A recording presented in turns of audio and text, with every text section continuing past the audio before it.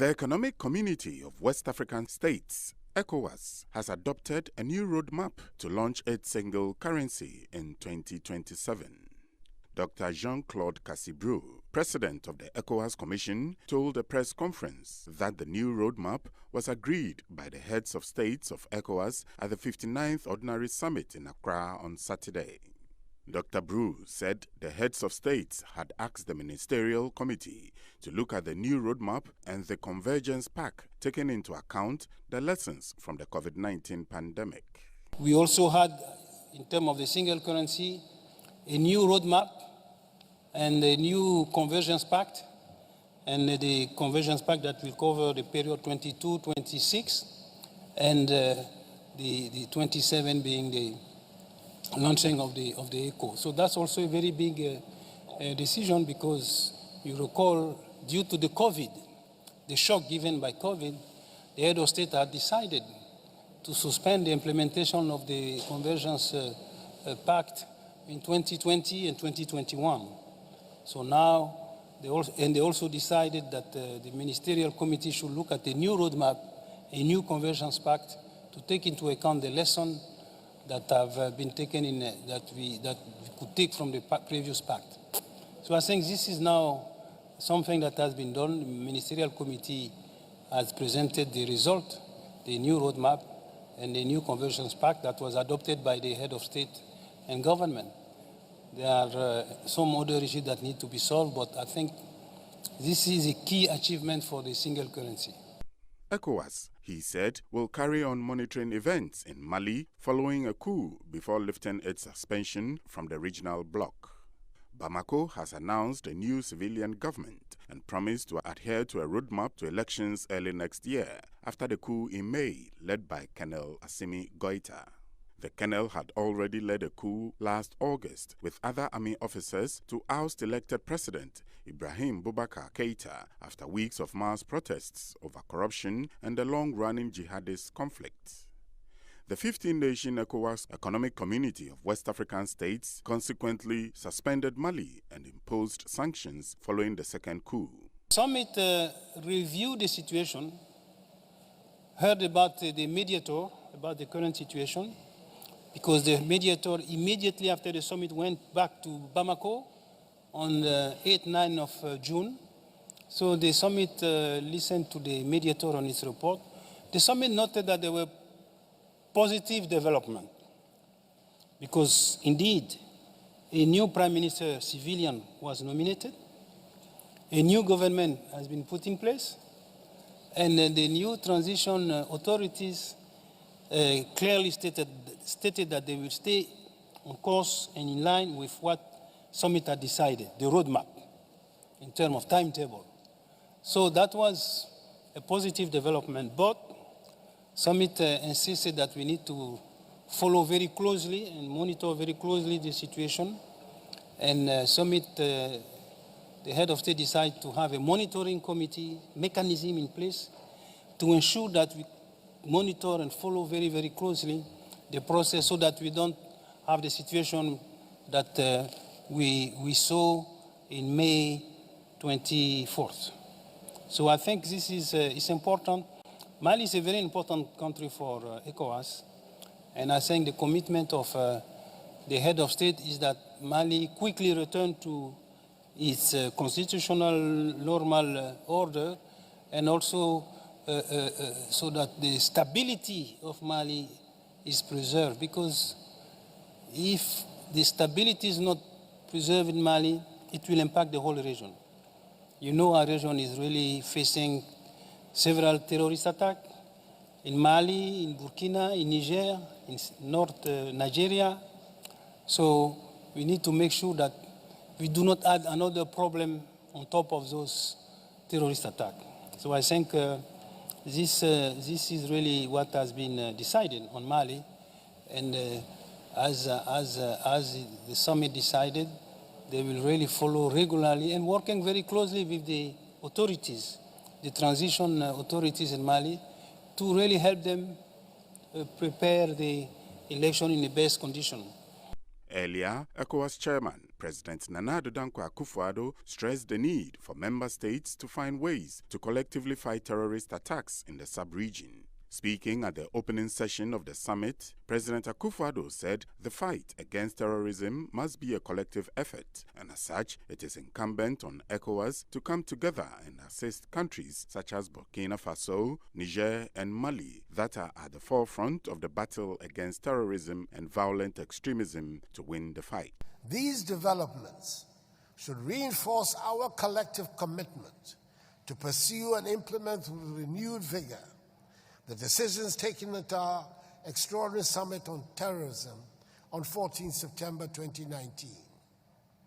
This concerted effort, which must be a major issue and a priority objective for the community, is the best way for us to address this security challenge.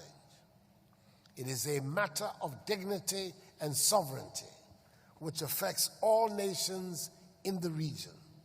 None of our countries is insulated from the threats of terrorism.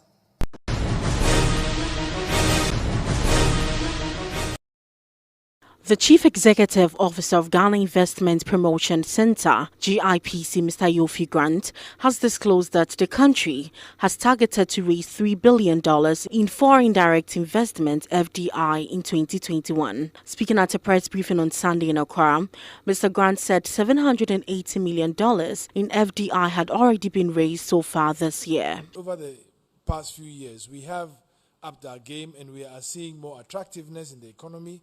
Indeed, I dare say that since 2017, when Ghana's economy grew by 8.1%, and through to 2019, you had an average growth rate of 7%. It symbolized a country that is really walking the talk and doing the things that it has to do, and became one of the fastest growing economies in the world. He stated that in 2020, Ghana raised $2.65 billion in FDI, despite the negative impact of COVID-19 on global economies. Accordingly, FDI also impressively grew. And in 2017, total FDI was in the region of $4.9 billion and dropped marginally in consonance with the drop in global foreign direct investment flows in 2018 to $3.54 billion. And in 2019, once again, further to drops in foreign FDI across the world, it dropped to $1.01 billion. But the interesting thing is, despite COVID and the pandemic and the severe disruption in supply chains and the negative impact on many global economies, in 2020, Ghana saw an increase in foreign direct investment to $2.65 billion. He said that increase was because of the confidence most investors have in Ghana. Our research shows that this is due to the confidence that most investors have in Ghana, the fact that Ghana showed clarity in its future plans. Secondly, the work of the president since he took over in 2017 has been very instructive in marketing Ghana and making sure that Ghana is on the map. And our work at GIPC is always to follow up with him and then make sure that when he talks, we actually put that talk into action. And I'm happy to say that it has yielded significant results. And today we see quite a number of international brands choosing Ghana as where they should be. For example, Twitter have indicated that Ghana is going to be the original headquarters. We've seen the Google artificial intelligence headquarters now positioned in Accra. We've seen VW come here. We've seen Toyota recently announcing that they're going to come out with their first vehicle. Nissan, the same. We have Sino truck from China, also assembling trucks here. Mr. Yofi Grant also revealed that the Ghana Investment Promotion Center will on June 23 and 24 hold a meeting. People in the diaspora and people in Ghana to pitch their proposals and their business plans to attract investors.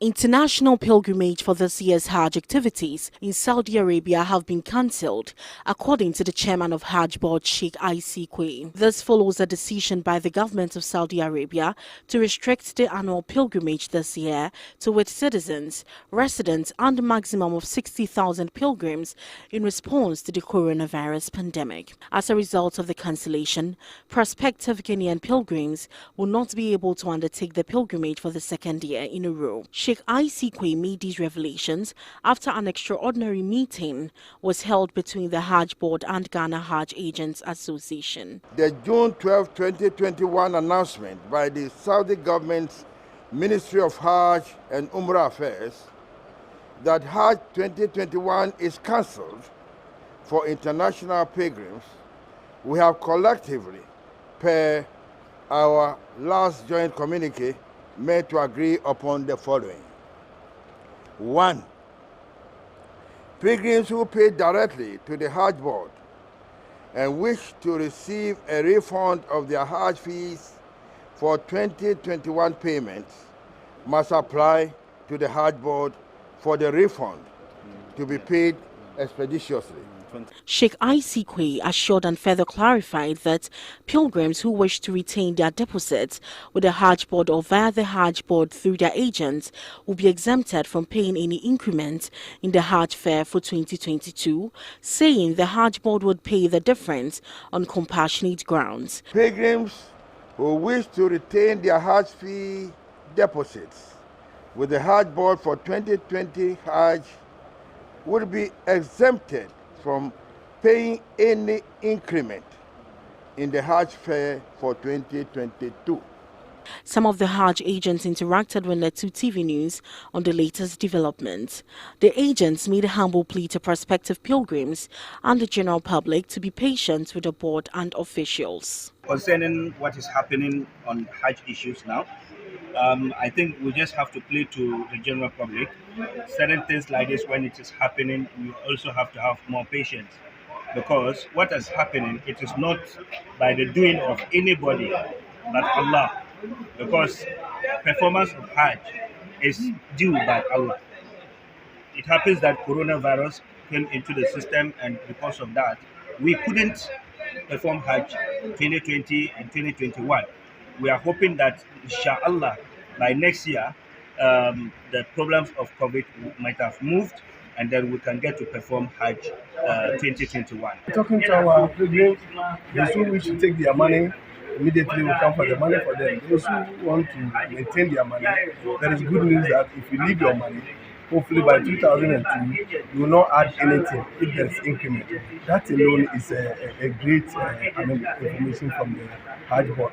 And we have to thank them, especially the chairman, Kencity. He has done well by informing us that as soon as 2002 comes and there is no sickness and we have to embark on Hajj, we will go voluntarily without adding a peswa. Former Deputy Transport Minister Daniel Ni Kwate Titus Glover has commended President Nana Addo Dankwa Akufo-Addo for ensuring Ghana won the privilege to take a seat at the United Nations Security Council. This is the second time in the last 2 decades that Ghana has taken the seat at the most coveted table at the United Nations. Although Ghana's tenure as the president of the Security Council in August 2006 was dominated by the crisis in Lebanon and Darfur in the Sudan, several other important issues on the Council's agenda were addressed, leading to significant decisions. These included the situations in Timor-Leste, Haiti, Burundi, Cote d'Ivoire, the Democratic Republic of Congo, Somalia, and the Middle East, including the Palestinian question. The highlights of the Council's efforts under the chairmanship of the then Minister for Foreign Affairs of Ghana, Nana Addo Dankwa Akufo-Addo, were an open debate on peace consolidation in West Africa, the adoption of Resolution 1701 on the cessation of hostilities between Israel and Lebanon, and the adoption of Resolution 1706 requesting the government of Sudan to consent to the expansion of the United Nations mission in Sudan into the Darfur region. In an interview with NET2 television news on a host of issues, Daniel Nikwate Titus Glover said Ghana's new role has come about due to the image of the country and Ghana's role in international relations and its peacekeeping role around the globe to ensure peace in the world. The former Tama East parliamentarian also acknowledged the role President Akufo-Addo has played as ECOWAS chair to attain the enviable slot. When you look at the image of Ghana internationally, is up there. The image of Ghana in terms of our performance at the international level, at the peacekeeping level, Ghana is always up there. And I've read from other literatures that when you look at the top 10 best peacekeeping countries for the UN, Ghana is one of them. So recently, His Excellency the President made seriously the advocates that there's a need for Ghana to be represented at the UN Security Council. And he meant it because our performance across the globe has been so phenomenal. And we feel that Ghana, being the citadel of democracy and the fundamental rights of our people, there's a need for the world to know that indeed, when Ghana gets such an opportunity, we can do so many things with it. Clearly, you can see that the international community is seeing President Akufo-Addo as an icon, as somebody who is ever ready to promote peace, to promote security in the world. Commenting on the recent reports that the economy of Ghana has made a 3.1% growth in the first quarter of this year, Nikwate Titus Glover acknowledged the prudent efforts and efficient management of the economy under the direction of the president, which has yielded positive growth in spite of the global menace of the COVID-19 pandemic. When you look at the trajectory of our growth from 2017 when we assumed office, NDC bequeathed us a growth of 3.7, less than 4% of GDP growth. Through hard work and grace of God, 2017, we were able to turn this 3.7% to almost about 8%. It kept growing. There were some fluctuations up and down. So I think 8%, 7%. For the first time in this Fourth Republic, we've never had trade surplus before. 2017, we had a trade surplus. Our exports that we have exported and the things that we have imported into the country, we had a trade surplus in 2017, in 2018, and in 2019, until COVID struck. So you look at the trajectory of our growth was really going there because you have a strong economic management team chaired by his vice president. That we're able to put this solid team together and to make sure that we're able to grow this economy. So after COVID, look at the style, the management typology at which His Excellency has solved this COVID crisis. Some are still struggling, including almighty America. So clearly a lot of input, a lot of work has been done.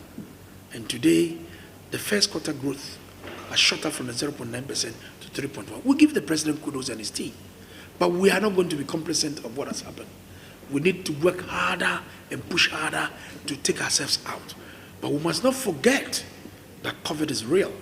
The president needs to be commended for his efforts of bringing back the economy up to speed. His finance minister, the members of the economic management team, chaired by his vice president, are doing a yeoman's job. The former Tama East MP also appealed to fisherfolk to embrace the recently launched closed fishing season being advocated and implemented by the Ministry of Fisheries and Aquaculture Development to replenish fish stocks in the country's marine sector.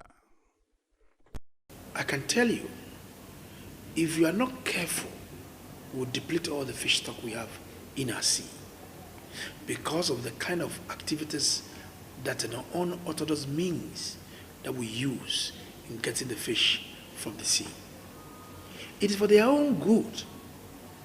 It is for their own good that for 1 month, we should be able to allow the sea to rest. We need to allow nature to work. This is a time that the fishes will lay eggs. The anchovies, the smaller fishes will be growing. So after 1 month, then you can go back into the sea. both for the artisanal. When I say artisanal, I'm talking about those with the smaller canoes. But they form the majority of the fisher folks compared to the industrial trawlers and all that.